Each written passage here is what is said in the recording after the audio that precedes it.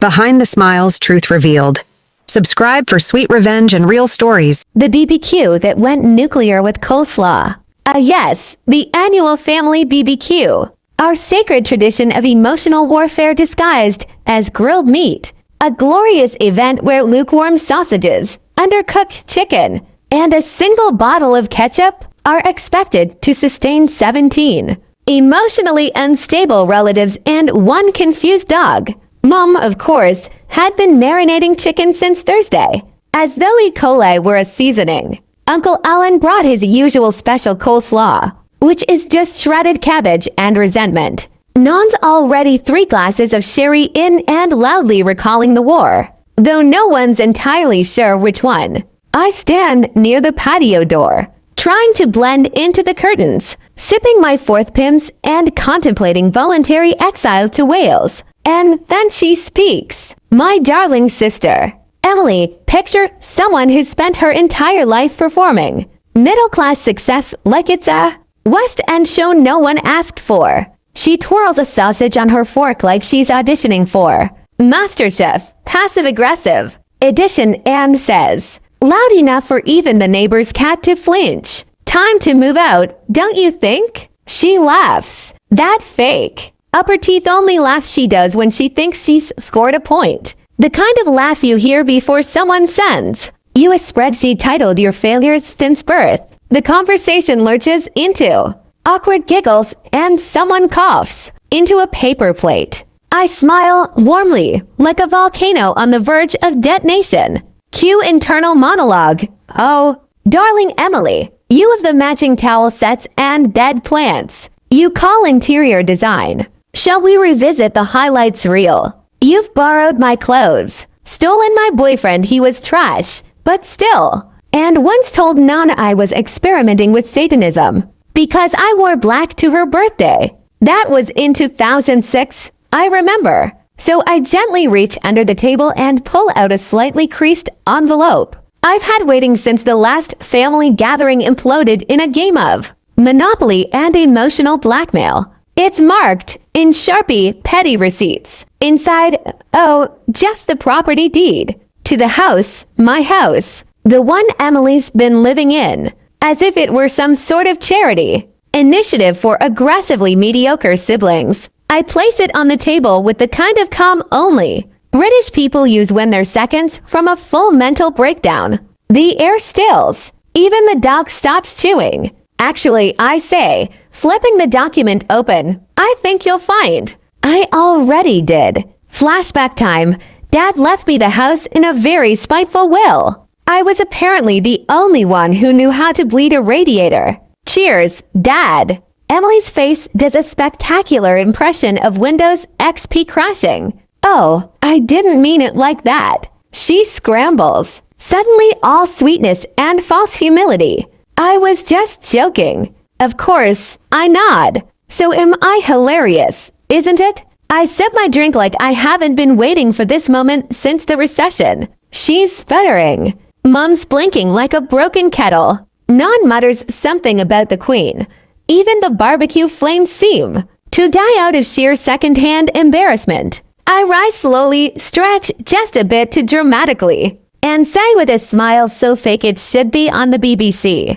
Anyway, you've got 24 hours to move out. But take your time. I won't change the locks till tomorrow. And that, dear listeners, is how a garden BBQ turned into a live-action Greek tragedy. With coleslaw. Family is just another word for witnesses. It started with a burned burger and ended with an eviction. Classic Sunday, really. You know, in most families, burned meat is a minor inconvenience. In mine, it's the opening act to psychological warfare. And at the center of this ongoing Cold War, my sister Emily, a woman whose greatest achievements include weaponizing the group chat and once crying because I cut cheese too aggressively. We've never liked each other. Not in that cute sitcom way where it's all teasing and hugs. No, I'm talking eye rolls across the dinner table, accidentally deleting each other's shows off the recorder, and an ongoing fridge sabotage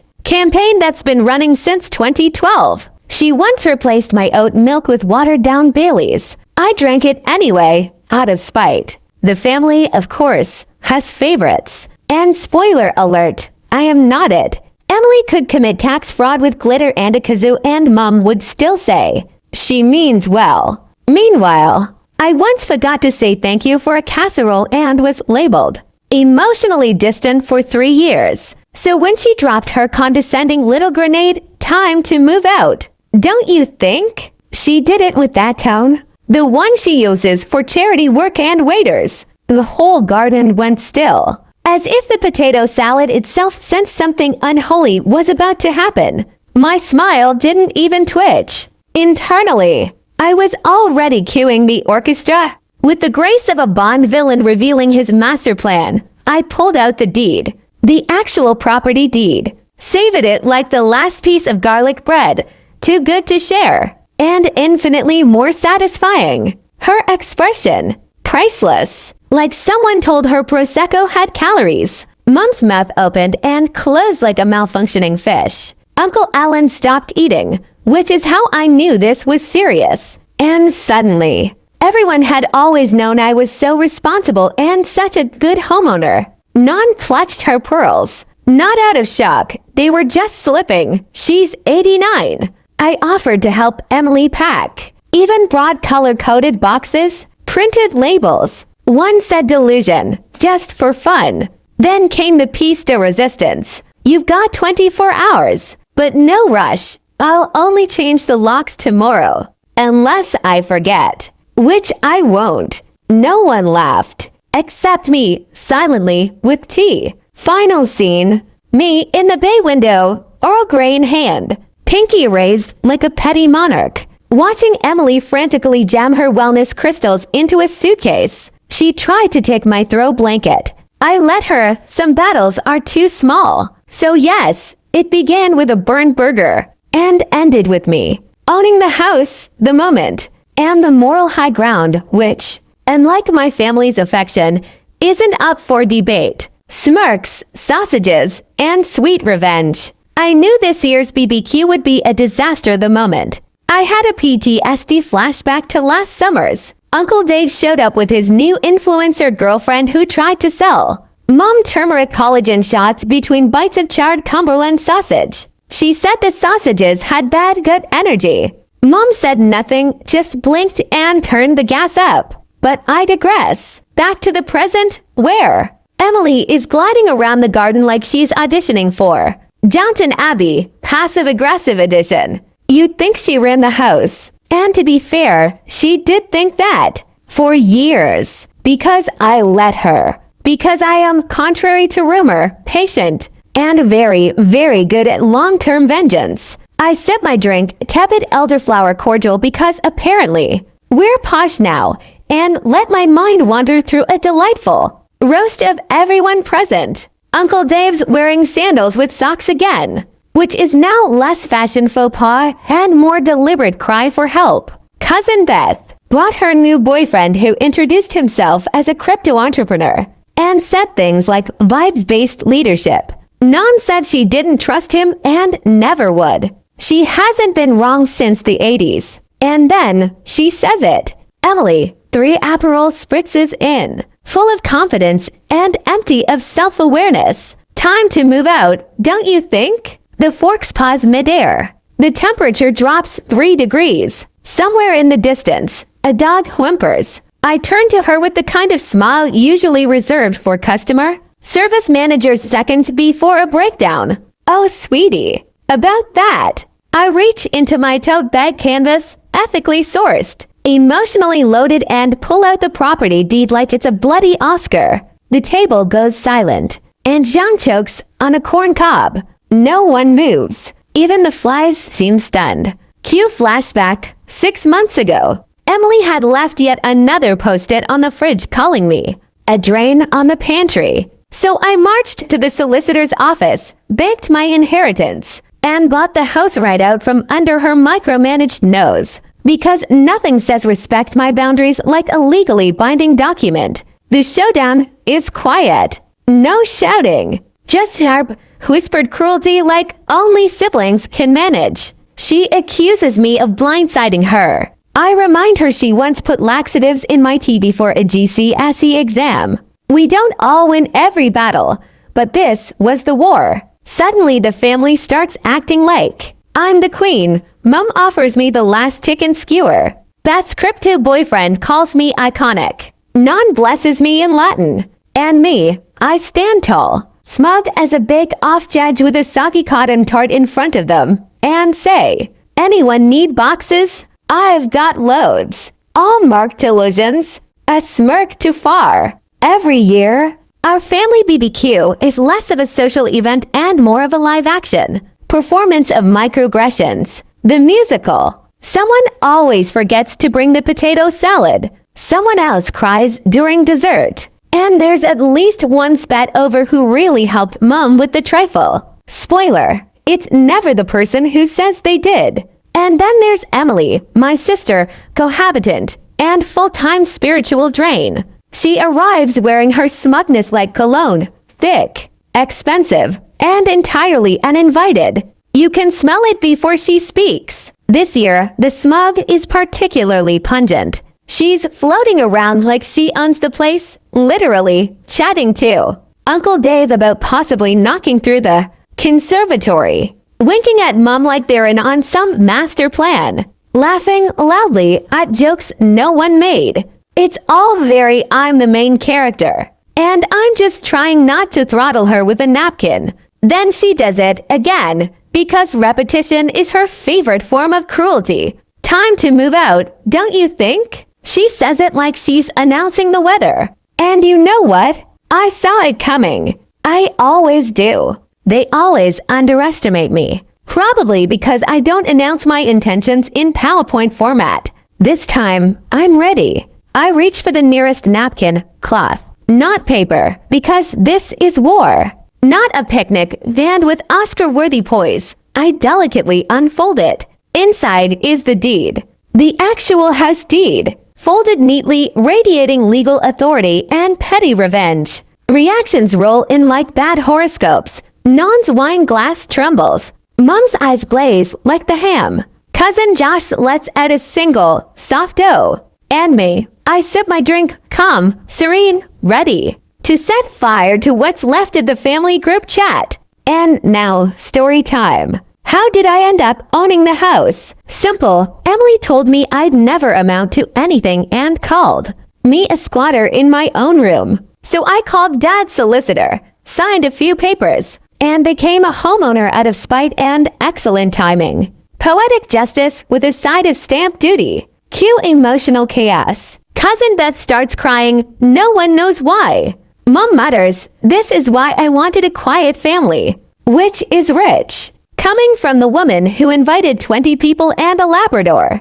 Emily's panicking. She starts whisper yelling, which is like yelling but with more shame. So I lean in, ever so gently, and say, you've got 24 hours. But hey, weather looks nice tomorrow. Perfect for packing. Watching them scramble. Pure therapy. With more than any amount I spent on bath bombs and late night Amazon regret. And as I scrape the last charred sausage off the grill, I smile. Revenge isn't served cold, it's grilled, slightly burnt, and served with sarcasm. BBQ, bloodlines, backstabbing, and bureaucracy. You know it's going to be a disaster when the first thing on the grill is Dad's infamous spicy wings, which are less spicy and more weaponized regret. It's his only culinary contribution every year. And somehow it still manages to taste like betrayal marinated in lighter fluid.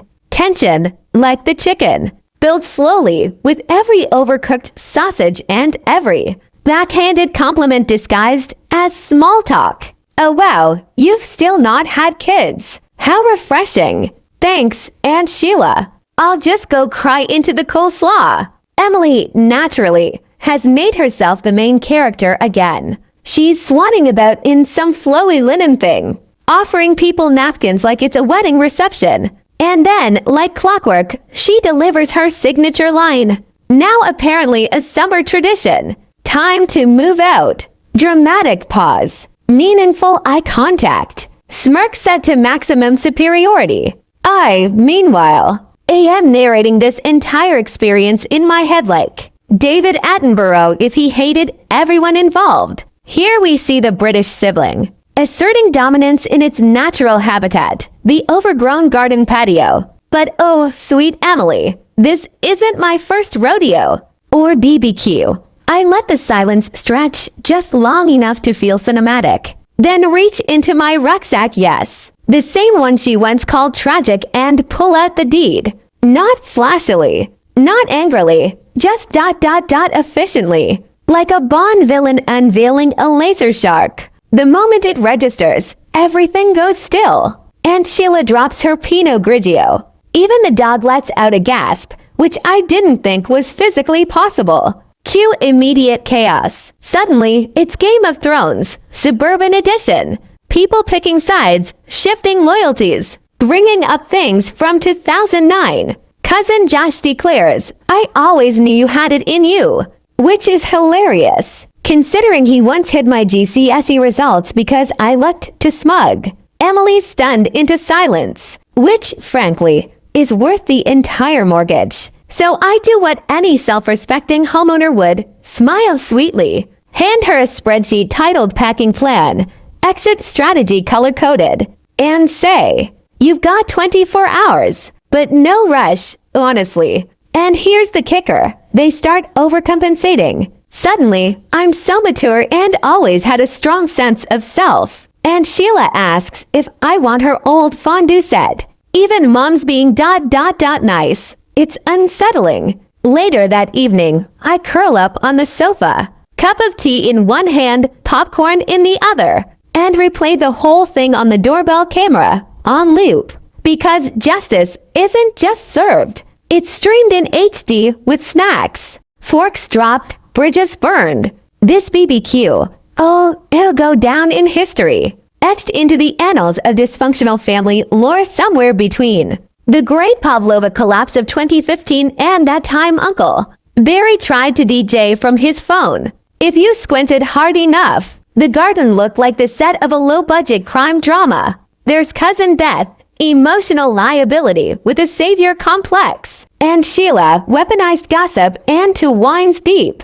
Dad, culinary war criminal. And, of course, Emily, the smirk with legs, smugger than a labradoodle in a designer jumper. Honestly, her face could be used as a warning label for unchecked confidence. Then it happens. The annual performance. "Time to move out," she says, like she's announcing the Queen's death. Gasps were optional. The horror, however, was mandatory. Even the birds stopped chirping. Probably died of secondhand awkward. Now, inside, I'm debating. Option A, slap her with a sausage tongue. Option B, smile like I'm not seconds away from reenacting a Greek tragedy. I go with B, I'm classy like that. And then, the deed. No dramatic music. Just the sound of me reaching into my handbag like I'm drawing Excalibur. Out comes the envelope, the holy grail of petty. And with the smooth grace of a passive-aggressive Bond villain,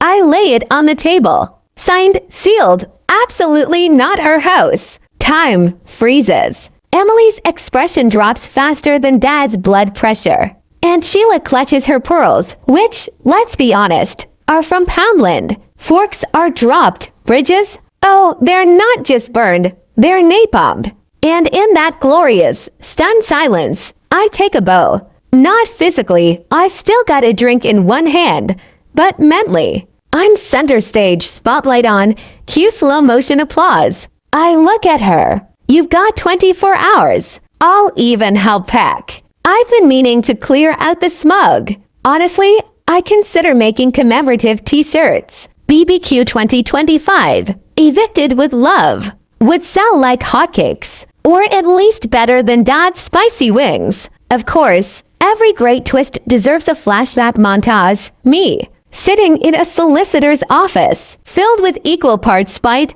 and instant coffee. The mortgage broker who owed me a favor after. I helped him escape a disastrous engagement party. A lot of paperwork, a pinch of trauma, and boom, homeowner by sheer force of will. So no, it's not just a deed. It's a war medal. And as I watch Emily silently reheat a burnt sausage, I think to myself, they say revenge is bitter. I say it tastes like BBQ ribs, slightly charred. A little messy, but oh so satisfying. Not all heroes wear aprons. It started, as all great tragedies do, in the garden shed. I wasn't snooping. I was looking for skewers. But instead, I found Emily, armed with a clipboard, whispering like she was organizing a military coup rather than planning BBQ seating. We'll put the drinks table by the back door. Keep her in the shade, out of sight. Her little hench cousin nodded like a Victorian butler.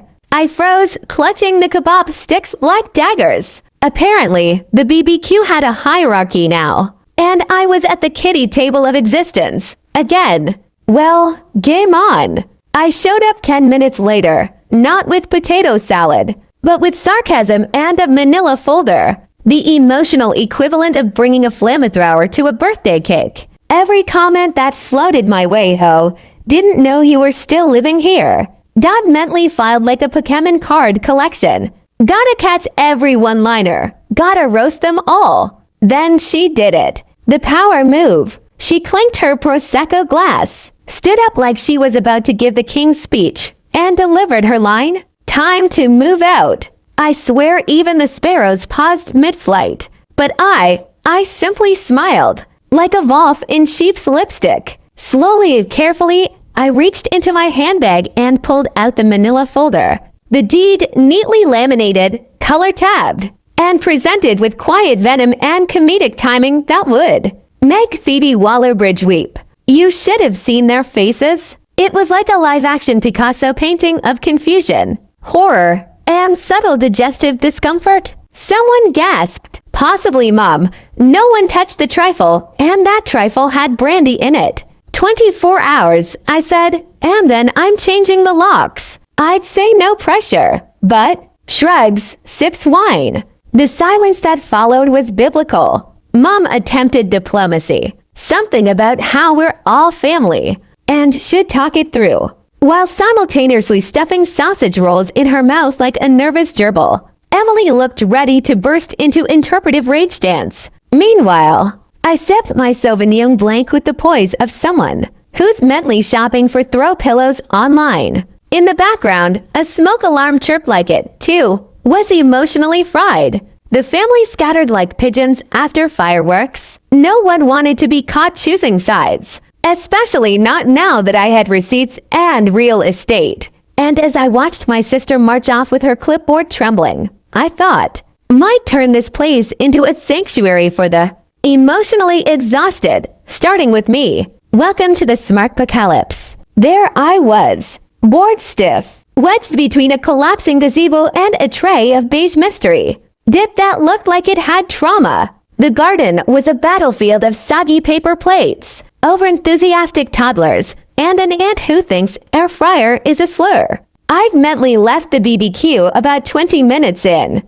eyes glazed, spirit hovering somewhere above the trestle table. And then, like clockwork, she arrived, Emily, with her Primark blazer and a smirk sharp it could slice through reality itself. She strutted over like she owned the place. Time to move out. Oh, honey, you sweet, delusional ham sandwich. You really shouldn't have. There was a brief pause, just enough for me to savor the moment. The air thickened. The barbecue smoke curled dramatically around us like some low-budget Shakespearean fog machine. And I channeled every inch of my inner cowboy. Deed, drawn, straight from my handbag, like it was a revolver, and I'd just strolled out of a spaghetti western in kitten heels. Everyone froze, and Sheila clutched her pearls. A deviled egg rolled slowly off a paper plate and landed in complete silence. Even the flies, who'd been aggressively dive-bombing the trifle, suddenly hovered midair like they'd just witnessed a ghost. Cue the internal monologue. I told you not to test me. I am powered by passive aggression and unresolved childhood trauma. I have spreadsheets for grudges and a color-coded, folder-marked petty but legal. Flashback time. The years of unrecognized bills, solo DIY projects, and the time I fixed the boiler with nothing but YouTube, and a screwdriver. I'd named Nigel. No one noticed. Except maybe the plumber I eventually paid in tears and baked goods. But sure, Emily, tell me to move out of my own house. You've got 24 hours, I said sweetly, but take your time. I've already changed the Wi-Fi password. Thought I'd start with something small. Chaos erupted. Mom started fluttering about like a heat-struck butterfly. Cousin Jamie stress-eating deviled eggs like he was fueling a car. Uncle Pete tried to say something diplomatic and choked on a gherkin. The family divided faster than a Black Friday queue at ASDA. Meanwhile, I took one last kebab, the good one with the non-burnt pepper, and strutted off like the emotionally exhausted anti-hero of my own budget. Netflix drama. No regrets. No second thoughts. Just a smug kebab and a deleted WhatsApp group. The deed, the drama, the dropkick. By the time the 7th toddler had cried, someone had dropped another corn. Cobb in the coleslaw and Uncle Dave had launched into his 4th conspiracy theory about oat milk. I'd reached the emotionally sunburnt stage of the barbecue, where your soul peels a bit just like your nose. I'd had enough of the family, of the noise, of the burnt sweet corn that tasted like regret, and most of all, of Emily. Emily, queen of condescension, high priestess of passive aggression. She swanned around like she was hosting Love Island Garden Edition, handing out sausages like social favors. With that smug little head tilt she's weaponized since year 9. She always uses the family BBQ to mark her territory. Like a particularly annoying cat, except instead of scratching furniture, she scratches everyone's sanity. And then right on schedule, the line, practice performed, dripping in false concern. I just think maybe it's time you moved out. She delivered it like a royal decree, a humble suggestion really. As if she hadn't spent the past hour introducing my patio as her future entertaining space. And that was it. I reached into my tote bag and pulled out the deed like I was unsheathing Excalibur. Except instead of knights kneeling, I got Aunt Sheila choking on hummus and Mom suddenly blinking like she'd just seen the ghost of her will to live.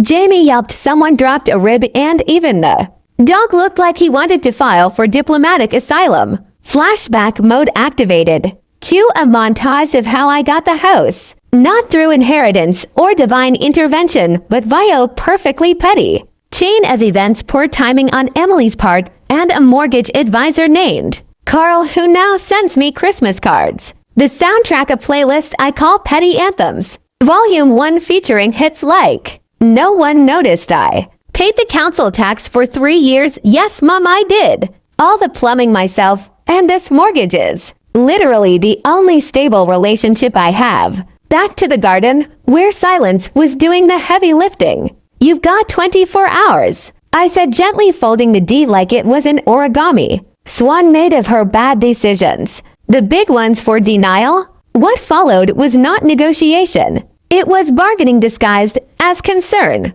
Suddenly I was so mature, so level-headed, so unlike my usual self apparently. Even Emily tried, not well, mind you. She attempted sincerity the way toddlers attempt stealth, loud, clumsy, and doomed from the start. But I held the line mostly because beneath the sarcasm and spreadsheeted vengeance, I was tired, not the need a nap kind. The existentially drained by every forced family interaction since 2006 kind. Emotional chaos may be cathartic, but it's also bloody exhausting. I sipped my wine, blinked slowly, watched everyone scramble like ants under a magnifying glass, and I thought truly deeply. Is it still petty if it's completely deserved? Probably, but honestly, I don't care anymore. I've got the deed, the dropkick moment, and a playlist loop until someone finally reads the group chat.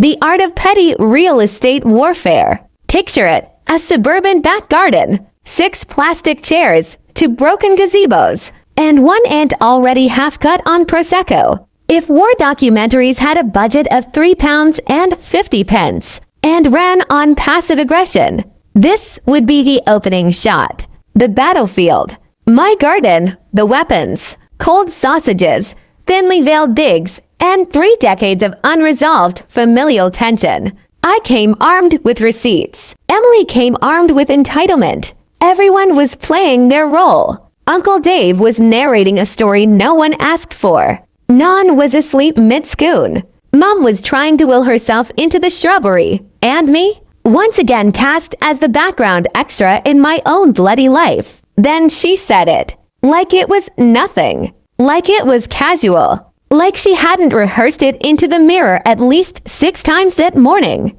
Time to move out. She grinned like she just delivered the punchline in a sitcom that only aired in her own head. One of those laughs where she expected the camera to pan and the credits to roll. I paused, sipped, smiled. Oh, how funny. I was going to say the same thing. Cue the silence. You could hear the wind change direction. Somewhere, a paper plate rustled like it knew something dramatic was happening. And then, with the flair of someone who has waited years for this exact moment, I pulled out the deed. Not waved. Not shoved, pulled, like it was a tarot card. Like I was revealing fate itself. There was an audible gasp. A chicken wing fell in slow motion. Even the garden gnome looked shocked. And suddenly, the tone shifted. What began as a badly written sitcom turned into a psychological thriller. I was no longer the forgotten sibling hovering near the condiments.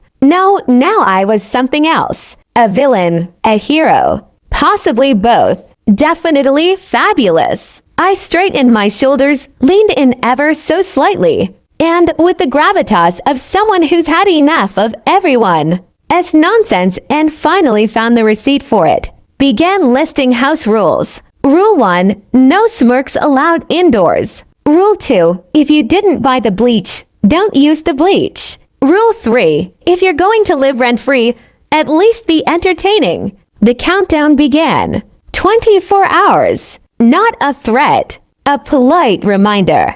Like Moses parting the Red Sea with a spreadsheet, the family began to split. Some fled to the shade. Others hovered near the snacks, torn between allegiance and cheese cubes. You'd think I'd committed war crimes. All I'd done was buy my own house and finally say no. Mom tried for peace. She always does. Offered me a hug and a trifle in the same breath. I took the trifle. Said no to the hug. I didn't want peace. I wanted silence. And maybe, just once, a bloody clean kitchen. So I stood there, drink in hand, Emily mid-meltdown, and I toasted to ownership and emotional survival. Because revenge doesn't always wear battle armor. Sometimes it wears sunglasses, holds a glass of lukewarm white wine, and has your name on the mortgage. Like, comment, subscribe. More stories coming soon.